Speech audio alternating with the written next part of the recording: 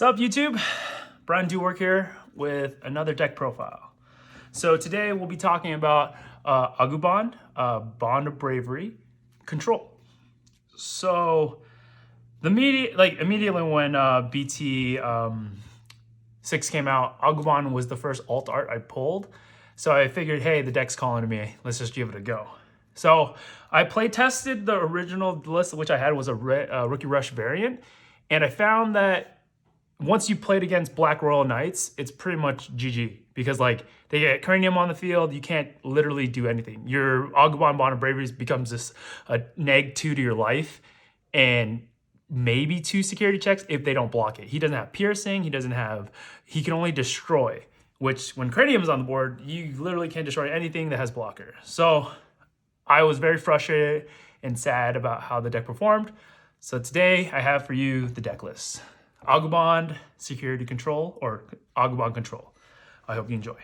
So, first 4 cards, obvious. The Tai Kamiyas that turn on the ability to warp your any Agumon into a Bond of Bravery. Also, the draw and memory gain from it is very important to extending plays or to just get enough memory for the Bond of Bravery. Okay, then we got the Bond of Bravery himself. The man, half of the cover of BT6. Okay, so Bond of Bravery, when he can warp onto any Agumon for the cost of 3 and 2 life. If at that time, if you have 0 life, he stays on the board at the end of the turn. If you have even 1 life, he dies at the end of the turn. Simple as that. When he attacks, he allows you to destroy 1 Digimon on your opponent's side on the field. And while this is on the field, when one of my opponent's monsters is deleted, period. So what's really cool about that is that you can use options as well. You don't have to use his swinging attack, which, I mean, to be honest, you're most likely going to use it anyway, but okay, anyway. But it's any deletion. Again, there's reasons why that is important, but we'll go again later. So he can swing, destroy a Digimon on that phase. While something is deleted, you're going to trash the top security. So he has a pseudo free check, that free safe check, and then his attack goes through. On the attack, then you can check 1 to 2 based on your stack. Okay, so the max he can swing for is 3. Then we have the Agumons themselves. So this is the best Agumon, the newest one from the set. This one allows you to add a security check to any Digimon that has Bond of Bravery, Agumon Bond of Bravery in his name, correct? Yes. So basically, you get a second check. It's the same as the Gabumon on the Bond of Bravery, Bond of Friendship side. Also, I utilize this ability quite often, but I don't see others. It's not necessary, but it is a nice little added. When he's on the field, when you play a Tai Kamiya, he reduces the cost of it by 1. Actually, that's not true. You gain a memory. So if they have cards like Chumon, the new Betamon, obviously the Goat Terriermon, you actually don't get that memory gain. So that's very important. It's not a reduction, it is a memory gain. The next Agumon is going to be one of the other pretty important ones, the 2-drop. 2-drop Agumon, simple. 2-drop to choke your opponent, 4K to swing early, pretty much very standard card. You can even Digivolve your turn 1 to choke your opponent. All right. The next is going to be Promo Agumon from the Dash Pack from 1.0, I believe. Agumon here now gives any Greymon 2K DP when attacking. And I forgot to mention, but the eggs are the Demi-Miramon. Demi-Miramon adds 1K when your Digimon attacks directly or attacks your opponent security. So when I do this combo, the Greymon will usually get an additional 3K, and 8K is significantly strong compared to like 6 or 7. Like you have a high chance of living at that point, and my opponents know that. All right, the next one is going to be Tamer Agumon because this deck really relies on this, again, for the memory, the draw, and just to turn on the ability to go into Bond of Bravery. And last tech card is going to be, of the Agumons, are going to be Agumon Experts. He can fetch any of the Agumons, including Bond of Bravery, because his wording is Agumon in its name. Okay, so that's it for the rookies. And then all of these are affected the same by Tai Kamiya, except Agumon Expert. He still gives you the memory when you raise, because his says Agumon in his name as well. However, you cannot go into Bond of Bravery. So be careful with that. That's why he's at 1 of. He's kind of like if they hit him in security, play, get it in your hand. He's a really good toolbox card. I was running him at 2, but then I found he's like the piece for the Digimon. He's the piece for the Tamer. So you want to balance, because if you don't find your Tamer and you don't have this Agumon, you're going to have a bad time. Okay. All right. Now on to the champions. I run 4 of the Greymons. Greymon gets plus security attack if he has an Agumon in his Digivolution cards. So again, Agumon Expert does not work, I believe. Yeah, because again, it has to be an Agumon. The remaining 13, do. So again, his best combo is usually going to be with this Agumon, which allows him to swing for an additional 2, and with the egg, 3k. So he can be ranges from 8k to 7k, depending if you have the egg or not. And even with just the egg, 6k is still pretty decent. It's just not going to live against the other 6ks, which people should be running. All right. And the last champion, Aguni. I wanted to try to fit more, but right now the deck sits at 1 because most of the time you don't need him. However, he is a nice win condition when you have to go Rookie Rush because you brick. All right, now to the options to make it the security control. We're going to go with 2 Happy Bullet Showering. Right now, the meta doesn't allow us to use Atomic Flare, but that would probably be swapped out for Atomic Flare. However, Happy Bullet Showering has been pretty clutch, so I don't know if I would use it over Gaia. Probably not. 2 guys is still pretty standard, just because, again, choosing the target is always great. All right. And so that's the rest of the options. Oh, so sorry. Oh, no, there's more options. Yep.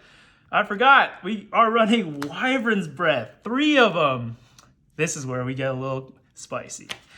So, Wyvern's Breath is my answer to Craniumon.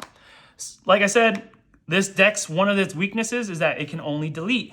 When I added yellow, it made the deck a little more versatile with the same win condition. Okay, so the next option, probably one of the most broken cards in this set, Reinforcing Memory Boost. Bro, I cannot tell you how many times I've recovered into like a Gaia Force or into my Bond and put the Bond to hand or put the Bond on top of the deck, knowing that I can get it back with Expert, and just putting like a shield on top of your life. A lot of people don't like to see that, but I mean, honestly, it's really good. This card is amazing. However, there is one thing that I found out. You cannot use it as a color source. So be careful with that. That's why the deck's gonna be a little tricky to play. Not impossible, tricky to play. So you have to have a yellow Digimon or Tamer for it to be active, to be played. So be careful with that. It cannot use himself or itself. And then for the Tamers to turn it on, we got 2 of the TK and Kari Kamiyas. This card's actually insanely important for the deck. Turns on the yellow options. Also, that secondary, or the memory is always gonna be nice. Puts your opponent not able to be so aggressive with you without being punished. And again, this second ability is insane. When one of my Digimon attack, I can suspend this Tamer to have 1k minus to something. Chumon is 1k. Again, in the Black Mirror, not the Black Mirror. Against the Black Royal Knights, your toughest opponent, this kills Chumon, which tries to negate your Reinforcing Memory Boost. Dude, this card, I didn't think much of it until I realized that this doesn't count as a color source, that I needed a yellow Tamer. He and she were gladly added. It's so good. Okay. And for the last of the deck, we have, what kind of security control deck would it be without its fearless leader, Magnadramon. So Magnadramon is actually used for a couple different reasons. Definitely the recovery. So something that's important is like, because he mills 2 life, the moment that he checks it, if you're at 0, he's living. That means you can recover afterwards and he's still living.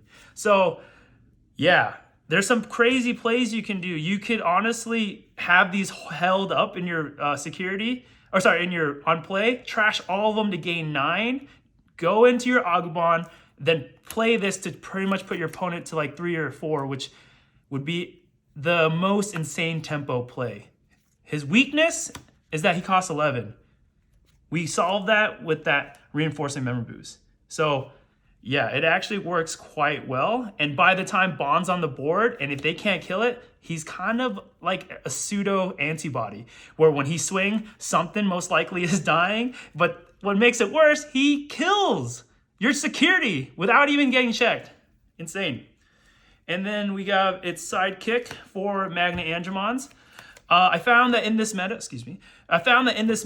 this card is actually still really relevant. You just got to be careful. 7 memory is a lot to give your opponent.